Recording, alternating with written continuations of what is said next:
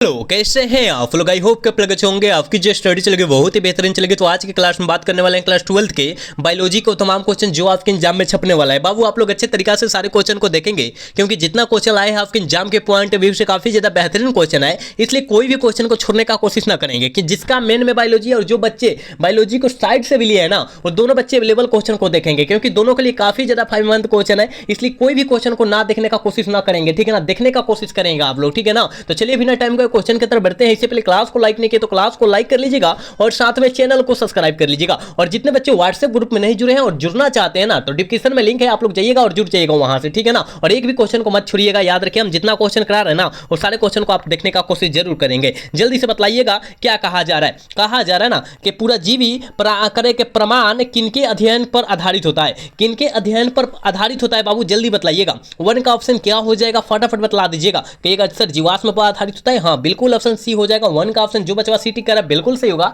याद रखिएगा, एक एक क्वेश्चन को बेहतरीन तरीका से आप देखने का कोशिश करेंगे। चलिएगा अगला क्वेश्चन, यानी 2 नंबर क्वेश्चन में बाबू कहा जा रहा है ना, तुल्य रूप संरचनाएं क्या दर्शाती है। तुल्य रूप संरचनाएं जो होता है क्या दर्शाती है, किसको दर्शाती है, जल्दी बतलाइएगा। कहिएगा ना सर हमको पता है, अविष्कारी विकास को दर्शाती है, यानी ऑप्शन ए सही होगा। 2 का ऑप्शन ए हो जाएगा। याद रखिएगा सारे क्वेश्चन को बेहतरीन तरीका से आप देखेंगे। याद रखिएगा कोई भी क्वेश्चन को ना देखने का कोशिश ना कीजिएगा, देखने का कोशिश आप लोग कीजिएगा जरूर, ठीक है ना।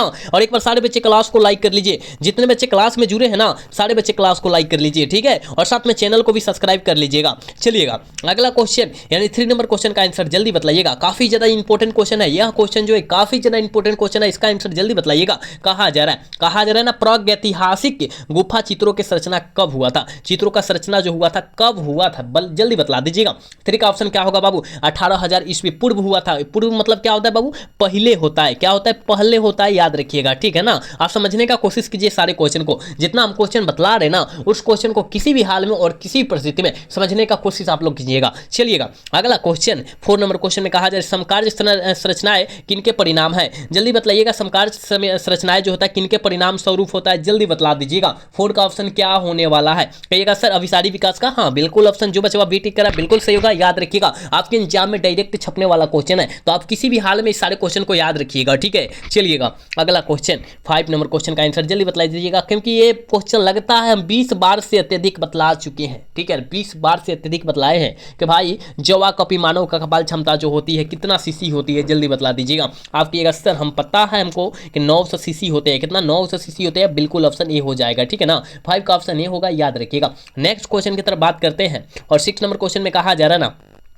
कहा जा रहा है प्रथम स्तनपायी किस युग में दिखाई देता है। किस युग में दिखाई देता है बाबू, जल्दी बतला दीजिएगा। कहिएगा सर त्रिएसिक में। किसे, त्रिएसिक में, यानी ऑप्शन बी सही हो जाएगा। याद रखिएगा 6 का ऑप्शन बी होगा। याद रखिएगा, ठीक है। कोई भी क्वेश्चन को छोड़ने का कोशिश मत कीजिएगा आप लोग, ठीक है। चलिएगा अगला क्वेश्चन 7 नंबर क्वेश्चन में कहा जा रहा है ना, ऑस्ट्रेलिया के शिशुधारी प्राणियों के अनुकूली विकिरण में इनमें से किसका उदाहरण है। किसका उदाहरण है, जल्दी बतला दीजिएगा। और आपके एग्जाम में यह क्वेश्चन कई बार आ चुका है, इसको याद रखिएगा आप लोग, ठीक है। कहिएगा सर वो जो है औपचारिक क्रम विकास है। क्या है, औपचारिक क्रम विकास है। बिल्कुल ऑप्शन ए हो जाएगा। 7 का ऑप्शन ए हो जाएगा। याद रखिएगा ये जितना क्वेश्चन आपके बीच कराया जा रहा है ना, आपके बीच प्रोवाइड किया जा रहा है ना, आपके एग्जाम में यही क्वेश्चन आने वाला है, ठीक है। तो आप किसी भी स्थिति में देखने का कोशिश करेंगे, ठीक है। चलिएगा अगला क्वेश्चन 8 नंबर क्वेश्चन में बाबू कहा जा रहा है आधुनिक मानव का, कहा जा रहा है कि नवीनतम एवं सीधा प्रागैतिहासिक पूर्वज कौन है, जल्दी बताइएगा। पूर्वज की बात किया जा रहा है, मतलब पुराने लोगों की बात किया जा रहा है यहाँ पर, अपने परदादा दादा की बात किया जा रहा है यहाँ पर। जल्दी बतला दीजिएगा कौन थे। आप कहिएगा सर हमको पता है, ये जो थे ना क्रोमैग्नन थे। क्या थे, क्रोमैग्नन थे, यानी ऑप्शन ए सही हो जाएगा। 8 का ऑप्शन ए हो जाएगा। याद रखिएगा जितना क्वेश्चन है वो सारे क्वेश्चन को आप देखने का कोशिश जरूर करेंगे मेरे भाई। चलिएगा अगला क्वेश्चन का आंसर जल्दी बतला दीजिएगा क्या होने वाला है। कहा जा रहा है अभिसारी विकास प्रदर्शित होता है। अभिसारी विकास जो होता है किसके परिणाम जो आ रहा है, किसके द्वारा जो होता है प्रदर्शित होता है। आप कहिएगा सर हमको पता है समृद्धि अंगों द्वारा प्रदर्शित होता है। बिल्कुल ऑप्शन बी हो जाएगा 9 का। याद रखिएगा 10 नंबर क्वेश्चन में कहा जा रहा है ड्रायोपी, कहा जा रहा है कि ड्राइफोथिक्स इनमें से किनके अधिक समान देते हैं, इनमें से किसके अधिक समान देते हैं, जल्दी बतला दीजिएगा। 10 का ऑप्शन क्या होने वाला है बाबू, आप कहिएगा सर एफ के। क्या ऐप के, ठीक है ना, मोबाइल वाला ऐप की बात नहीं किया जा रहा है, बायोलॉजी वाला ऐप की बात किया जा रहा है। ऑप्शन ए हो जाएगा, ठीक है। चलिएगा 11 नंबर क्वेश्चन में बाबू कहा जा रहा है ना, कहा जा रहा है विकास की विलुप्त करी है। विकास की विलुप्त करी क्या होता है जल्दी बतला दीजिएगा।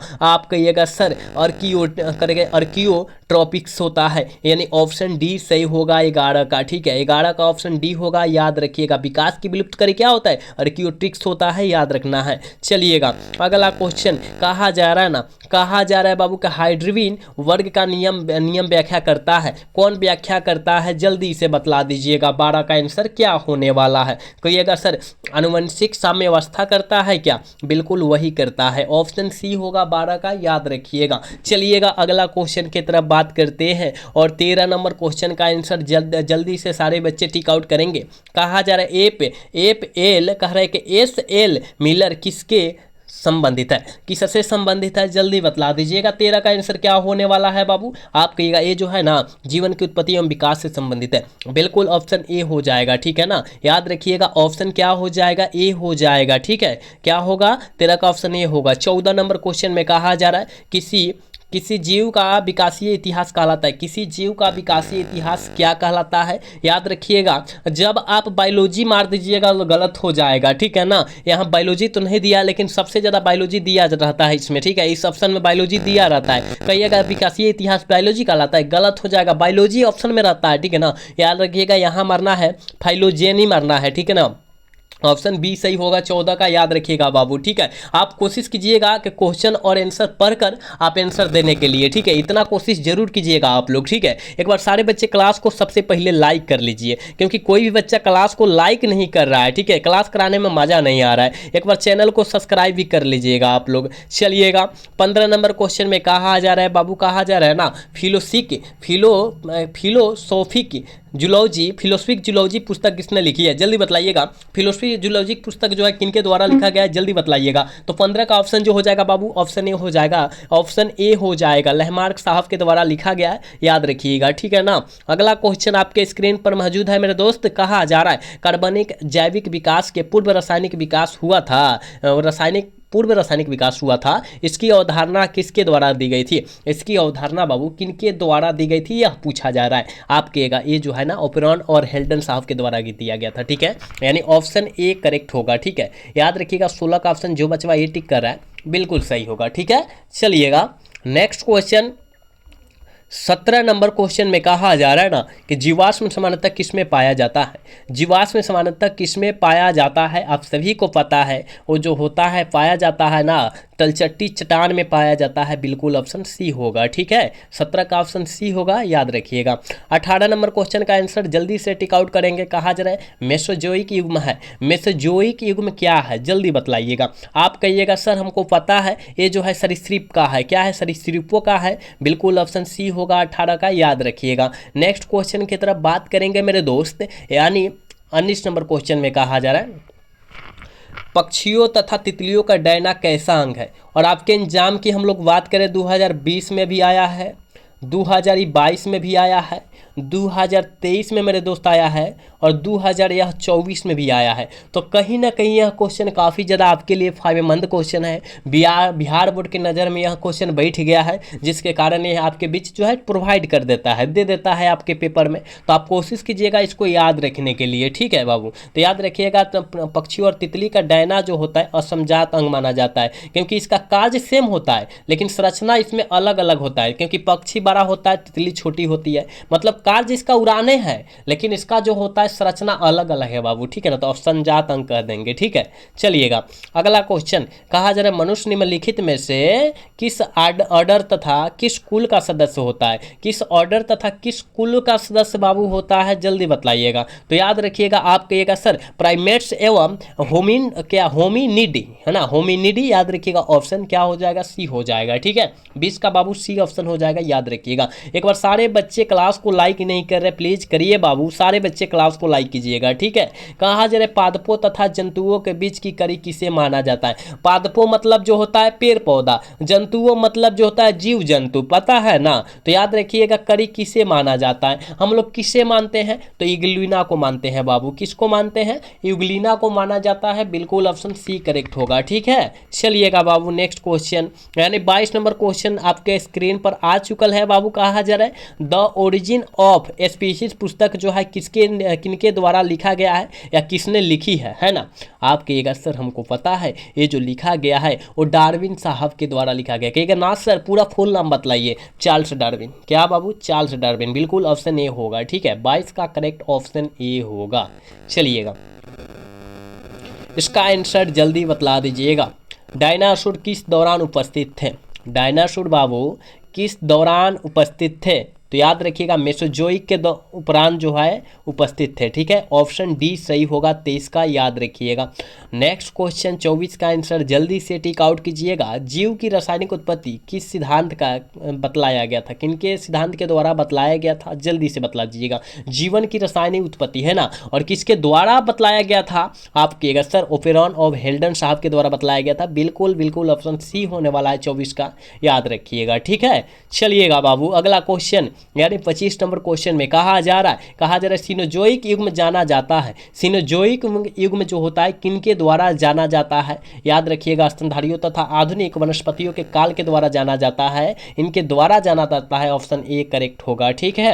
याद रखिएगा हम लोग जितना क्वेश्चन आपके बीच दे रहे हैं, करा रहे हैं, आपके एग्जाम से काफ़ी ज़्यादा फायदेमंद क्वेश्चन है, रिलेटेड क्वेश्चन है, आप इसको याद रखेंगे।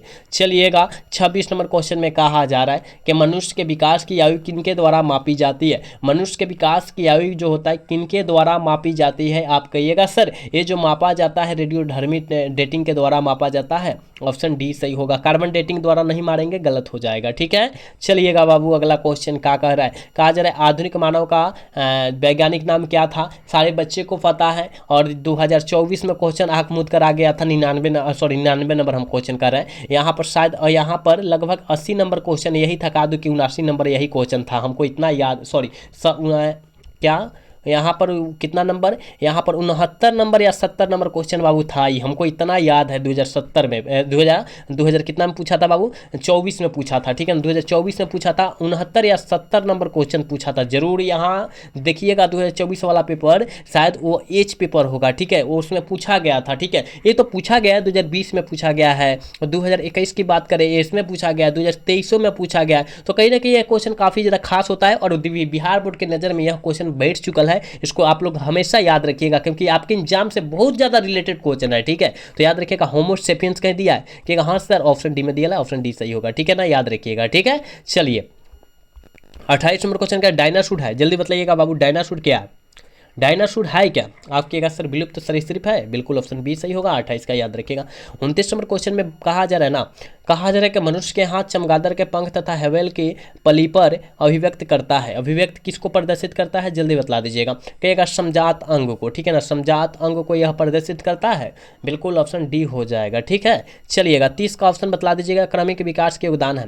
क्रमिक विकास के योगदान है, जल्दी बतलाइएगा। इसका आंसर क्या होने वाला है, क्या बैठने वाला है इसका आंसर, जल्दी बतलाइएगा बाबू। इसका आंसर क्या हो जाएगा, क्रमिक विकास कहा जा रहा है। आप कहिएगा सर ये जो है पर परागण का होता है, ठीक है, इसका योगदान उसमें होता है, ठीक है। चलिएगा अगला क्वेश्चन कहा जा रहा है 31 नंबर क्वेश्चन में कि डार्विन कहा जा रहा है फिजेंस इनमें से किनका उदाहरण होता है। इनमें से किनका उदाहरण होता है, जल्दी बतला दीजिएगा। क्या इसका आंसर होने वाला है, जल्दी बतलाइएगा। आप कहिएगा सर हमको पता है ये जो है अनुकूलित विकिरण का उदाहरण है, बिल्कुल ऑप्शन बी होगा 31 का, याद रखिएगा। चलिएगा अगला क्वेश्चन यानी 32 नंबर क्वेश्चन में कहा जा रहा है नई प्रजातियों के निर्माण का महत्वपूर्ण कारक क्या है। नई प्रजातियों के निर्माण का महत्वपूर्ण कारक जो होता है बाबू क्या होता है, सारे बच्चे को पता है, उत्परिवर्तन होता है। क्या होता है बाबू, उत्परिवर्तन होता है, करेक्ट ऑप्शन बी होने वाला है, ठीक है। चलिएगा अगला क्वेश्चन 33 नंबर क्वेश्चन में कहा जा रहा है ना, कहा जा रहा है कि एकिडीना क्या है। आपके एग्जाम में यह क्वेश्चन कई बार आ चुका है कि एकिडीना क्या है। आप कहिएगा सर हमको पता है, एकिडीना जो होता है एयोजक करी होता है। क्या होता है बाबू? एयोजक करी होता है। बिल्कुल ऑप्शन ए होगा 33 का, याद रखिएगा। ठीक है, चलिएगा नेक्स्ट क्वेश्चन, यानी 34 नंबर क्वेश्चन आपके स्क्रीन पर है। कहा जा रहा है निम्नलिखित में से कौन असंक्रामक रोग है? असंक्रामक रोग कौन है? जल्दी बतला दीजिएगा बाबू। आप कहिएगा सर असंक्रामक रोग जो होता है ना, वो याद रखिएगा कैंसर होता है। क्या होता है बाबू? कैंसर होता है, याद रखिएगा। बहुत खतरनाक बीमारी है ना, ऑप्शन सी सही होगा। चलिएगा आज के क्लास के बाबू लास्ट क्वेश्चन है, जल्दी से इसका आंसर बतला दीजिएगा। कहा जा रहा है निम्नलिखित में से किस रक्त कोशिका को PMNL कहते हैं? किस कोशिका को कहते हैं बाबू? आप कहिएगा सर हम लोग कहते हैं ना न्यूट्रोफिल को कहते हैं। कि किसको कहते हैं? न्यूट्रोफिल को कहते हैं। बिल्कुल ऑप्शन सी होगा 35 का, याद रखिएगा। 35 का जो बचवा सी टिक कर है ना, बिल्कुल सही हो जाएगा। ठीक है, तो हमने 35 क्वेश्चन बायोलॉजी का बहुत इंपॉर्टेंट क्वेश्चन बतलाया है। इस क्वेश्चन को बेहतरीन तरीका से आप याद रखिएगा। ठीक है ना, जितना हो सके उतना याद कीजिएगा और बार बार याद करने का कोशिश कीजिएगा। ठीक है ना, तो आज का क्लास बाबू कैसा लगा? अगर अच्छा लगा होगा तो चैनल को सब्सक्राइब और वीडियो को लाइक करना भूलिएगा। मिलेंगे अगला सेशन में। जय हिंद, जय भारत, टाटा, बाय बाय।